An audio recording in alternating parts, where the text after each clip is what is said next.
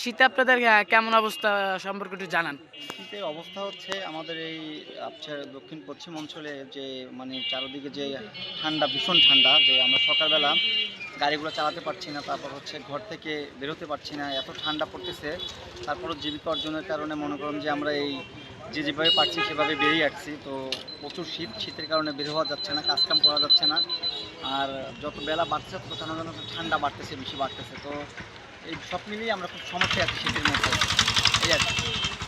হচ্ছে এই বিশেষ করে ৭-৮ দিন থেকে শুরু হয়েছে। তো প্রচণ্ড শীত পড়তেছে, যেমন হাত পা বরফ হয়ে যাচ্ছে আমাদের, কোনো কাজকাম করতে পারতেছি না। আর বিশেষ করে অনেক মানুষই এই শীতের কারণে কাজকাম করতে পারতেছে না, তারা ঘর থেকে বের হতে পারছে না।